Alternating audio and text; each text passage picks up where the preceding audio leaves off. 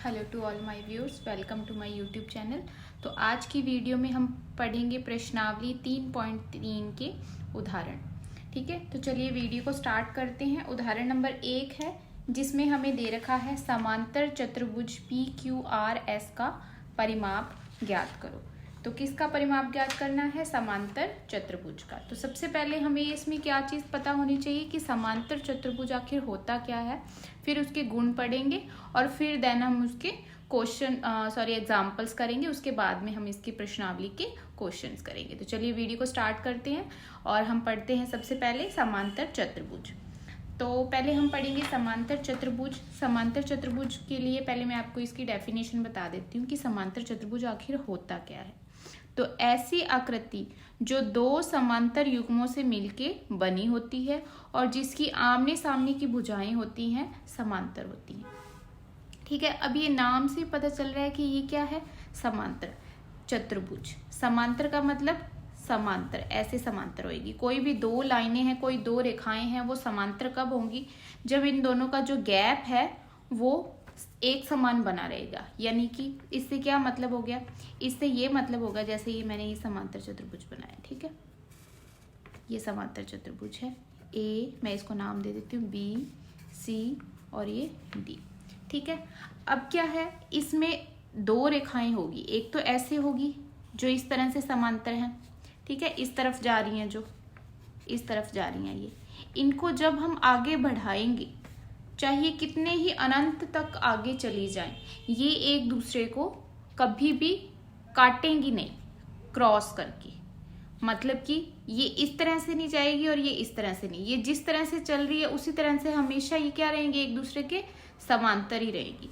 इसी तरह हम इन भुजाओं को भी देख सकते हैं, AD जो कि इस तरफ जा रही है और BC, है ना, इनको भी आगे बढ़ाएंगे तो ये एक दूसरे को कभी भी काटेगी नहीं, कभी ये मिलेंगी नहीं। ये इसी तरह आगे इनके बीच की जो दूरी है वो सेम ही रहेगी हमेशा। तो इस तरह के चतुर्भुज को क्या कह देते हैं हम? समांतर चतुर्भुज। समांतर चतुर्भुज के अब पढ़ेंगे हम गुण, कि समांतर चतुर्भुज के क्या गुण होते हैं। सॉरी, अगर हम इसका पहला गुण पढ़ें तो इसमें क्या है? भुजाएं कैसे जा रही हैं? समांतर। कौन कौन सी?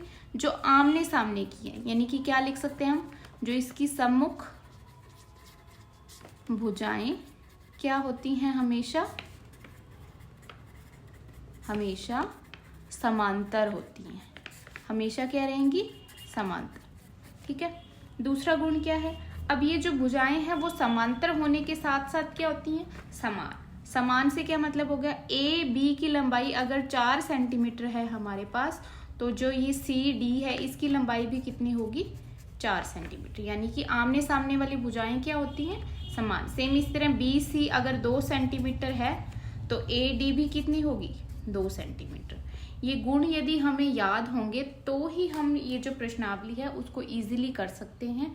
इसलिए मैं आपको कोई रट्टा नहीं मरवा रही हूँ इसमें, आप इसके डायग्राम को समझिए और जब आप उसको समझेंगे तो आपको अपने आप ही माइंड में ये चीजें याद रहेंगी। तो समांतर चतुर्भुज, पहला गुण तो जैसे समांतर चतुर्भुज, तो नाम से पता चला है समांतर, तो यानी कि क्या होंगी? भुजाएं क्या होंगी? समांतर होंगी। उसके साथ समांतर के साथ साथ क्या होंगी? समान होंगी। तो दूसरा गुण क्या हो गया कि सम्मुख। सम्मुख से मतलब समझ रहे हो? सम्मुख से मतलब हो गया जो उसके सामने की है। जैसे AB है तो इसके सामने कौन हो गया? CD, तो इसको क्या कह देंगे? ये क्या है? इसके सम्मुख। इसी तरह AD के सम्मुख कौन है? BC। तो हम क्या कहते हैं? सम्मुख भुजाएं क्या होती हैं? समान होती हैं। अब हम तीसरे गुण पे बात करें तो तीसरा गुण क्या है इसका? कि इसके जो सम्मुख कोण होते हैं, जैसे कोण A है, इसका सम्मुख कौन होएगा? सामने कौन होएगा? कोण C। ये क्या होते हैं? आपस में बराबर होते हैं। इसी तरह कोण B का सम्मुख कौन है? कोण D। तो इसमें क्या होता है? सम्मुख जो कोण होते हैं इनके वो क्या होते हैं? समान होते हैं। सम्मुख भुजाएं भी समान होती हैं और अगर होती हैं, ठीक है, सम्मुख भुजाएं समान होती हैं। सम्मुख भुजाएं समान है तो सम्मुख कोण भी क्या होंगे? समान होंगे। इसी तरह एक और गुण अगर इसका देखें तो इसमें हम देखेंगे कि ये वाला कोण, जो कोण A है, इसके सामने का कोण कौन सा हो गया? कोण C हो गया। ठीक है, इसके सामने का कोण कौन सा हो गया, ए के सामने हो गया कोण सी, ये तो इसका क्या हो गया, सम्मुख कोण हो गया। अगर एक कोण और होता है, एक होता है हमारे पास आसन कोण। आसन से मतलब ए के साथ जो जुड़ा हुआ है, कौन जुड़ा हुआ है, ए के साथ बी भी जुड़ा हुआ है और ए के साथ डी भी जुड़ा हुआ है। तो कोण ए और कोण डी आपस में क्या है, आसन कोण। इसी तरह कोण ए और कोण बी क्या है, आसन कोण। तो आसन कोण होते हैं जो समांतर चतुर्भुज के, वो क्या होते हैं, समपूरक होते हैं। अब आप कहेंगे कि ये संपूरक क्या होता है, तो संपूरक से मतलब ये हो गया कि संपूरक का मतलब हो गया जो आसन कोण है ना, कोण ए और कोण बी, इनका जोड़ हमेशा, संपूरक से मतलब होता है 180 डिग्री। यानी इसको हम इस तरह से याद रख सकते हैं कि जिस तरह से हमने पीछे बहिष्कोण अंतः कोण पढ़ते थे कि तो ये वाले कोण थे, इस पूरे को हम कितना मानते थे, 180 डिग्री। तो ये एक सीधी रेखा में है, सीधी रेखा में है ए बी, तो यानी कि इनका कोणों का योग वो क्या होगा, हमेशा संपूरक होगा, 180 डिग्री का होगा। ठीक है। इसी तरह कोण ए और कोण डी को भी हम लिख सकते हैं क्योंकि ये भी तो आसन कोण ही होंगे, ये भी क्या होगी, 180 डिग्री। ठीक है। एक लास्ट गुण और पढ़ लेते हैं हम इसका, वो है विकर्ण। तो पिछले चैप्टर में जो पिछली एक्सरसाइज थी उसमें हमने पढ़ा था विकर्ण के बारे में। विकर्ण क्या होता है, कोण जो शीर्ष ए है ना, ये वाला शीर्ष ए, इसको अगर हम इसके सामने वाले शीर्ष से मिला दें, इसको इस तरह से मिला दें, तो ये इसका क्या बन गया, विकर्ण बन गया। ठीक है। सेम इसी तरह कोण बी है, शीर्ष बी है और शीर्ष डी है, इनको मिला दें तो ये भी क्या बन गए, विकर्ण। तो कोई भी समांतर चतुर्भुज है उसके जो विकर्ण होते हैं वो क्या होते हैं, हमेशा समद्विभाजित। अब समद्विभाजित क्या होता है, समद्विभाजित, सम का मतलब हो गया समान, द्वि का मतलब हो गया दो, भाजित विभाजित, यानी कि दो बराबर भागों में क्या करेगा, उसको विभाजित करेगा। ये विकर्ण है, ये दोनों आपस में क्या करते हैं, इनको दो भागों में बांट देते हैं कि अगर ये वाला पूरा, मान लीजिए ये मैं दूसरा मार्क कर लेती हूँ, कि अगर ये पूरा है हमारे पास, ये पूरा हमारे पास है 10 सेंटीमीटर, कौन, ए और सी, पूरा विकर्ण अगर 10 सेंटीमीटर है तो समद्विभाजित करेगा ना। ये अगर हमने पॉइंट ओ ले लिया तो ये ए ओ और ओ सी अगर हमारे पास पूरा 10 है तो यहाँ तक आधा आधा हो जाएगा, ये 5 और ये वाला भी, ये इतना 5 और ये वाला इतना 5। इसी तरह सेम ये भी हो जाएगा, अगर ये सारा 8 है तो यहाँ से लेके यहाँ तक 4 हो जाएगा और यहाँ से यहाँ तक 4 हो जाएगा। ये होता है हमारे पास समद्विभाजित। ठीक है। आई होप आपको ये गुण सारे समझ आ गए होंगे। क्या होता है गुण, पहला गुण होता है कि हमारे पास जो सम्मुख भुजाएं होंगी वो क्या होंगी, हमेशा समांतर होंगी, साथ ही में क्या होंगी, समान होंगी। समान और क्या होंगे, अगर भुजाएं समान है तो कोण भी समान होंगे। उसके बाद में अब ये सामने वाले कोणों की तो बात कर ली, अब जो ये साथ वाले कोण हैं वो क्या होते हैं, आसन कोण। इनका योग कितना होगा, हमेशा 180 डिग्री। बच गया एक गुण कि विकर्ण क्या होने चाहिए, समद्विभाजित होने चाहिए, यानी कि दो भागों में बंटेंगे। अब इस पे हम क्या करेंगे, क्वेश्चन करेंगे। तो उदाहरण नंबर 1 है, उससे हम स्टार्ट करते हैं। इसमें क्या दे रखा है, हमें ज्ञात करना है, ये चतुर्भुज है, समांतर चतुर्भुज, इसका परिमाप ज्ञात करना है। तो परिमाप ज्ञात करने के लिए हम क्या करते थे, परिमाप ज्ञात करने का मतलब हो गया इन चारों भुजाओं को क्या करना है, हमें जोड़ना है, यानी कि P Q plus Q R plus R S plus में एस पी। ठीक है, इनको जोड़ना है। अब हमें पी क्यू तो दे रखा है लेकिन एस आर नहीं दे रखा, तो हमें पता है कि ये क्या है, समांतर चतुर्भुज। समांतर चतुर्भुज में क्या होते हैं, सम्मुख भुजाएं क्या होती हैं, सम्मुख भुजाएं क्या होती हैं, समान होती हैं, बराबर होती हैं। तो अगर ये 12 है तो ये भी कितनी हो जाएगी, 12। सेम इसी तरह क्यू आर 7 दे रखा है तो ये पी एस कितनी हो जाएगी, 7 हो जाएगी। क्यों, क्योंकि सम्मुख भुजाएं क्या होती हैं, बराबर होती हैं। तो पी क्यू का मान रखा 12, क्यू आर कितना है 7, आर एस कितना है हमारे पास 12 सेंटीमीटर और एस पी कितना है 7। तो 12 और 12 हो गए 24 और ये हो गए हमारे पास 14। कितना हो जाएगा, 8 और 3, ये आ गया हमारे पास 38 सेंटीमीटर। ठीक है, उदाहरण नंबर 2 में हमें दे रखा है, आकृति दे रखी है हमें यहाँ, ये है बी, ये ई है, ये एस और ये टी। ये समांतर चतुर्भुज है कोई, और इसमें एक्स वाई जेड के मान हमें ज्ञात करने हैं। ये है कोण एक्स, ये वाई और ये जेड। ठीक है, अब क्या करेंगे, सबसे पहले हमें समांतर चतुर्भुज है उसके मान निकालने हैं। सबसे पहले हम कोण एक्स का मान निकालेंगे। कोण एक्स का मान किस तरह से निकालेंगे कि हमें पता है ये समांतर चतुर्भुज है, ये इसका बी कोण है, क्या हो गया, एक्स का क्या हो गया, सामने का कोण है, यानी कि ये इसका क्या हो गया, सम्मुख कोण।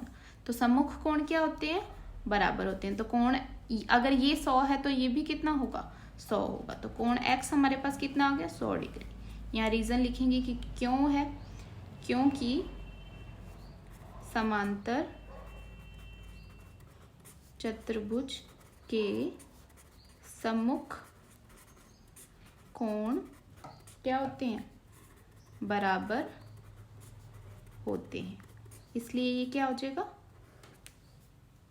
ये भी 100 डिग्री हो जाएगा। अब कोण z कितना आएगा, अगर कोण x निकालिए, अब कोण z क्या है, यहाँ पे कोण z है b का आसन कोण, एक ही लाइन में है ये, है ना, इस तरह से है ये, यानी कि ये अगर 100 है तो ये हमारे पास कितना होगा, दोनों कोणों का सम्मुख कोणों का जो आसन कोणों का योग जो होता है, आसन कोण वो क्या होते हैं, आपस में संपूरक होते हैं। इन दोनों का योग कितना आएगा, 180 डिग्री। तो कोण z और कोण b कितना होगा, 180 डिग्री।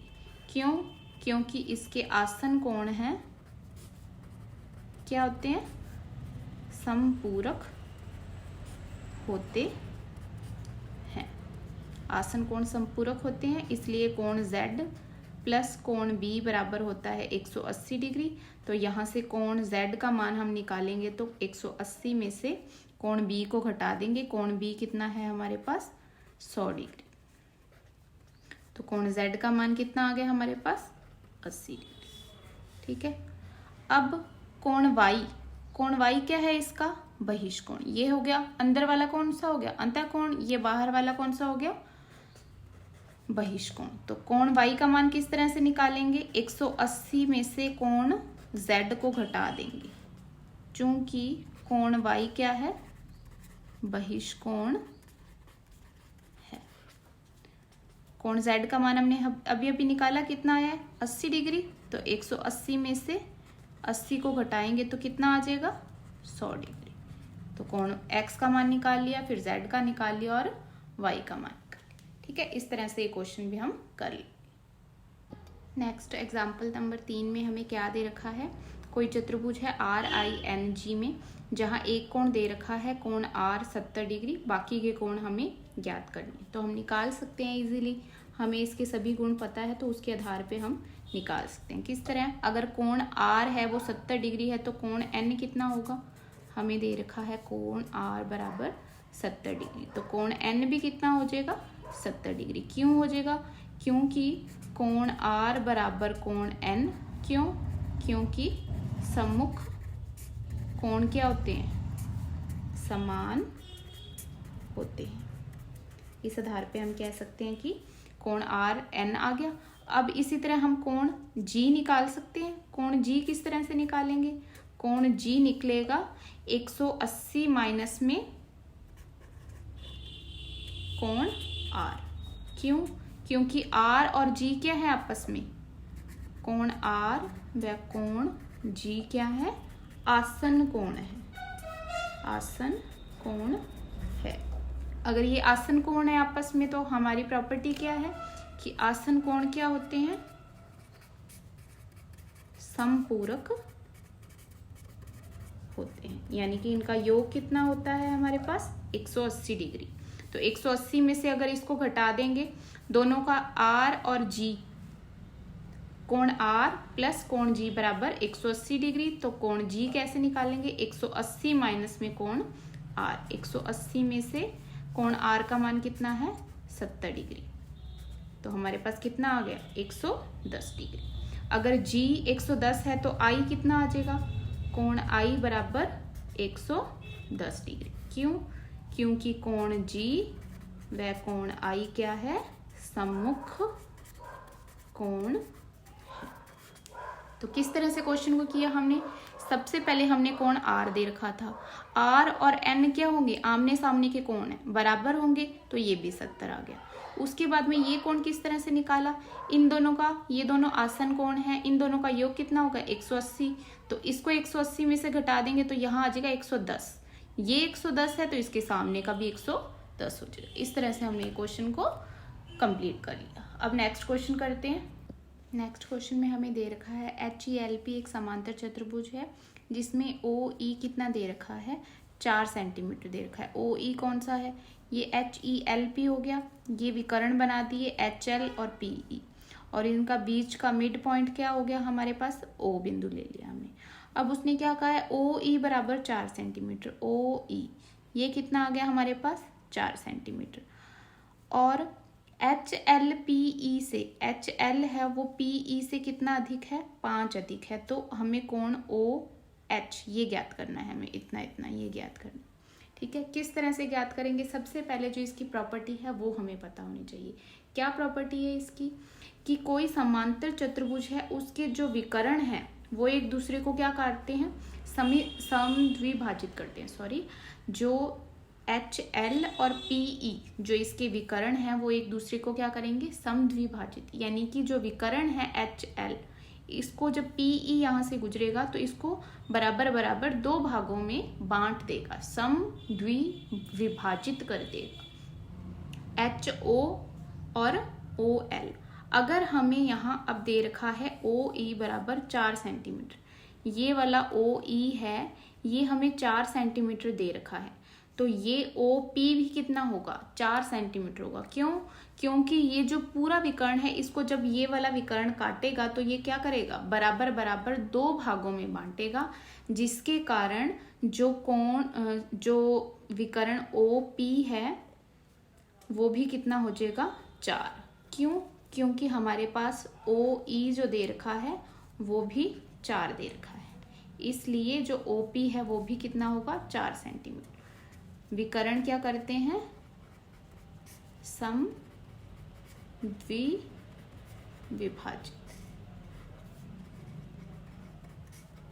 ये लिख देंगे। ठीक है, उसके बाद में उसने कहा HL है वो PE से 5 अधिक है। अगर ये हमारे पास OP ये कितना है, 4, ये कितना है OE ये भी 4, तो पूरा PE का मान आ गया हमारे पास, PE कितना आ गया हमारे पास, 4 + 4 बराबर आ गया 8 आ गया। अब उसने कहा है HL का मान नहीं है हमारे पास, लेकिन उसने कहा है कि HL है वो PE से 5 अधिक है, तो HL का मान ज्ञात करना है, तो PE में कितना 5 अधिक है तो 5 जोड़ देंगे तो HL का मान आ जाएगा।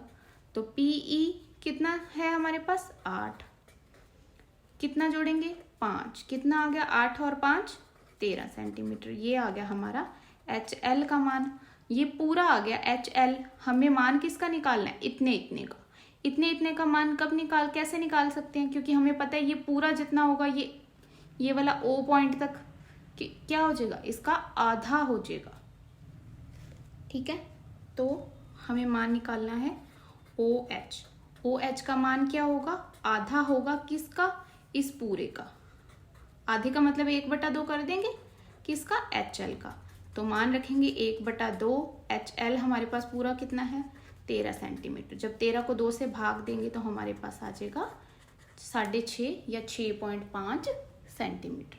आई होप आप सबको ये क्वेश्चन समझ आ रहे हो। वीडियो अच्छी लगे तो प्लीज़ वीडियो को लाइक करिएगा और प्लीज़ चैनल को सब्सक्राइब करेगा। अगर आपको किसी भी तरह की कोई भी मेरे में अगर कोई कमी रह रही है कि किसी भी तरह से समझ नहीं आ रहा है तो प्लीज़ आप मुझे सजेस्ट कर सकते हैं।